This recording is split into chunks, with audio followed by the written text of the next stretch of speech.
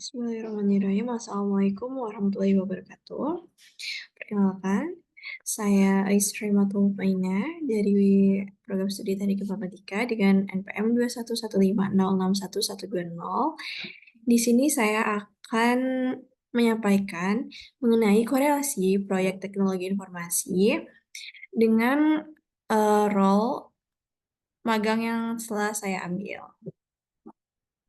Jadi pada program magang MBKM batch 6 yaitu pada bulan Februari sampai dengan Juni 2024, saya mengikuti program magang Merdeka di PT Telekomunikasi Indonesia (TBK), di mana saya sebagai developer dengan role document engineer, penempatan tribe saya untuk di Telkom Indonesia yaitu pada Padi UMKM yang merupakan salah satu produk digital Telkom berupa e-commerce yang mewadahi UMKM, BUMN, swasta dalam melakukan aktivitas transaksi jual beli barang dan jasa.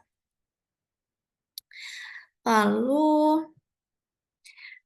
untuk apa sih proyek teknologi informasi itu? Jadi proyek teknologi informasi itu adalah suatu upaya yang terstruktur dan terencana untuk mengembangkan, mengimplementasikan, dan memelihara sistem teknologi informasi yang bertujuan untuk tercapainya tujuan tertentu dalam organisasi atau perusahaan. Proyek ini melibatkan berbagai aktivitas, mulai dari analisis kebutuhan, perencanaan, pengembangan, hingga pemeliharaan sistem IT.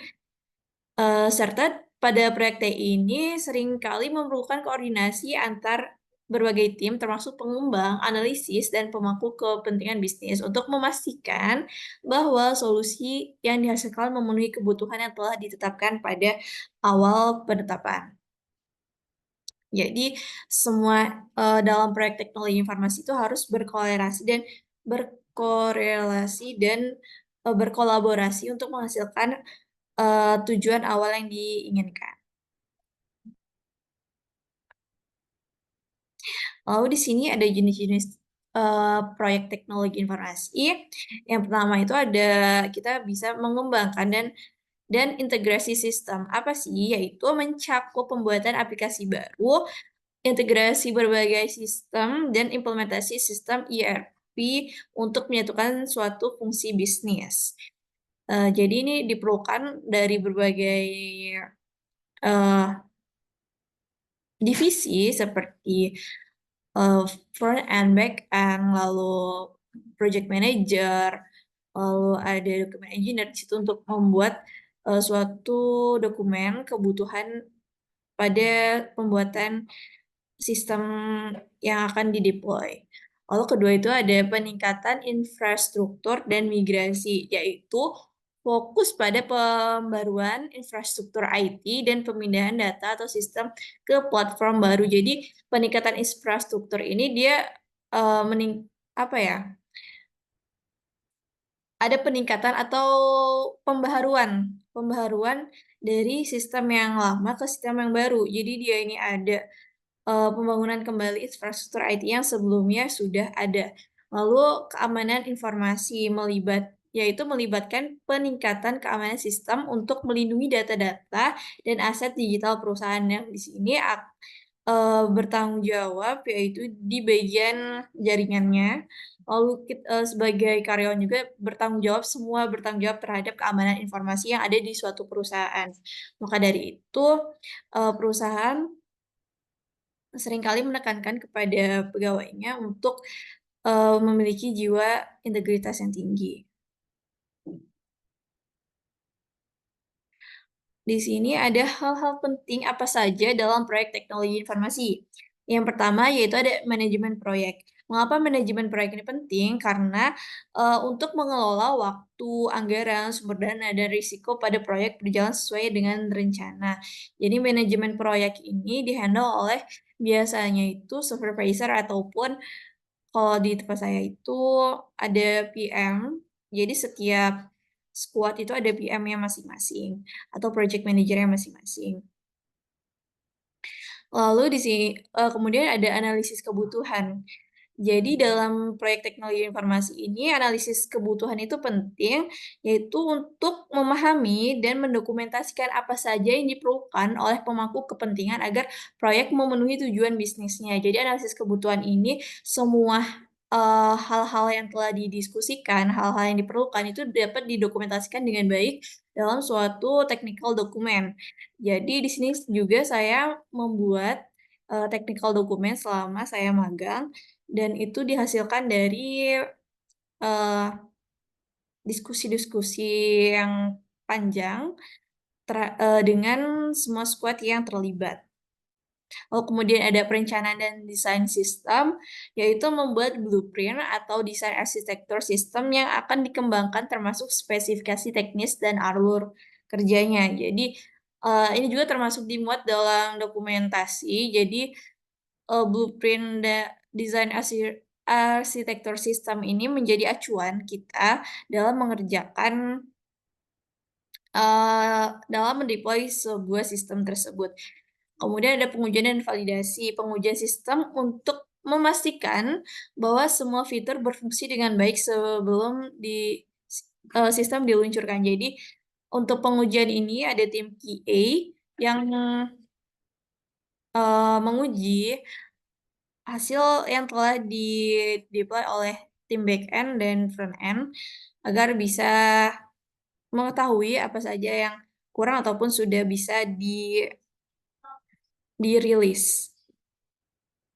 Kemudian pelatihan dan dokumentasi, yaitu memberikan pelatihan kepada pengguna dan penyusun dokumentasi teknis serta user manual agar sistem dapat digunakan dengan efektif. Ini tujuannya ke end user. Kenapa end user perlu mengetahui sistemnya digunakan, karena, mereka itu tujuan target kita, target para developer ataupun pemangku kepentingan ini untuk end user ini dapat menggunakannya. Jadi jika end user tidak bisa menggunakannya, maka proyek yang telah kita kerjakan itu akan menjadi sia-sia. Jadi dibutuhkannya user manual untuk membantu user memahami alur kerja dari sistem yang telah dibuat. Eee, apa saja sih keterkaitan dokumen engineer terhadap proyek teknologi informasi. Jadi di sini saya mengambil bagian untuk koordinasi antar tim. Koordinasi antar tim ini berupa memastikan bahwa informasi dan keputusan yang diambil terdokumentasi dengan baik, sehingga semua tim yang terlibat memiliki pemahaman yang sama. Jadi, setiap rapat, ataupun meeting atau grooming, itu kita menuliskan atau mencatat kebutuhan-kebutuhan apa saja yang akan diperlukan selama, eee, de selama pengerjaan berlangsung. Jadi, biasanya di grooming itu kita tuh dari PM-nya menjelaskan untuk urutan priority, lalu untuk bagian apa saja yang bakal di-upgrade, lalu fitur apa saja yang akan di-deploy itu pasti bakal dijelaskan. Nah, di sinilah tim dokumen engineer mencatat kebutuhan-kebutuhan apa saja untuk setiap, squad dan setiap divisi. Misalkan front end, nanti kita mencatat kebutuhan ini, lalu kebutuhan untuk yang di desainnya, dievaluasi. Nah, itu kita termasuk mengkoordinasi antar tim dalam dalam pembuatan suatu fitur. Kemudian menyusun dan memelihara dokumen teknis. Nah, itu menghasilkan dokumen seperti kontrak API, technical specification, technical document, lalu arsitektur sistem yang menjadi referensi bagi tim pengembang dan pemangku kepentingan lainnya. Nah, di sini kita, dokumen-dokumen yang kita buat yaitu ada kontrak API, technical document, dan user manual. Itu,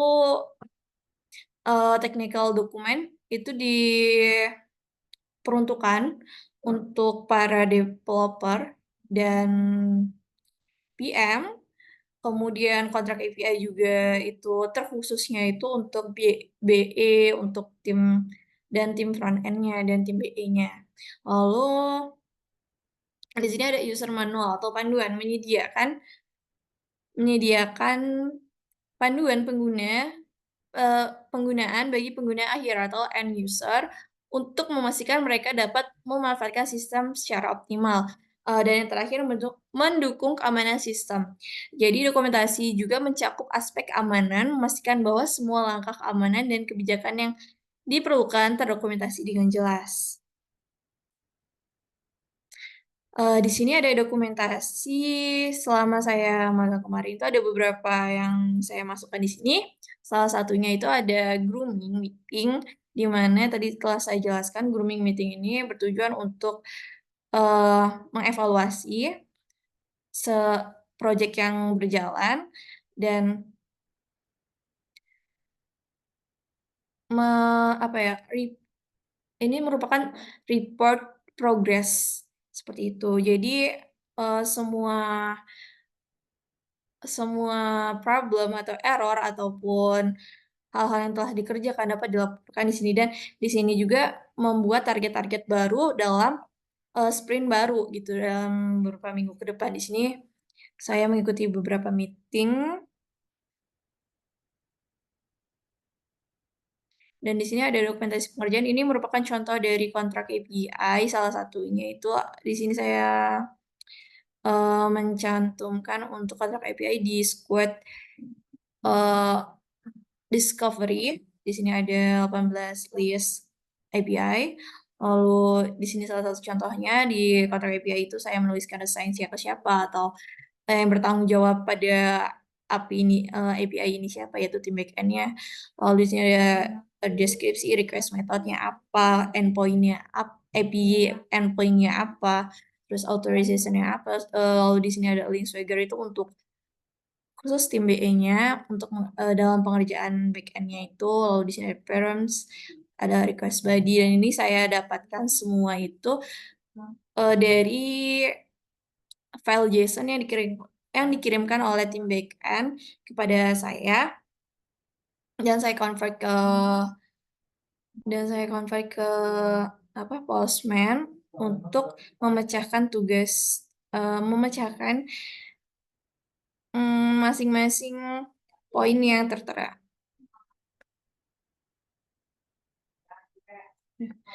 Di sini ada dokumentasi pengerjaan audit dan penilaian risiko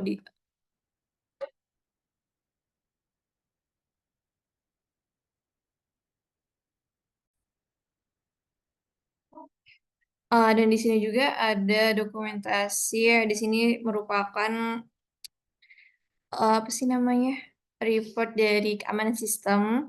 Jadi file ini berisikan kelemahan ataupun solusi keamanan dari Padi UMKM itu sendiri, dan ini bersifat rahasia dan tidak bisa disebarkan kepada khalayak ramai dan di sini saya kemarin mengerjakannya bersama tim, namun di sini yang menjadi tanggung jawab utama yaitu saya kemarin dalam pembuatan dokumentasi keamanan, eee, dari Padi UMKM itu sendiri.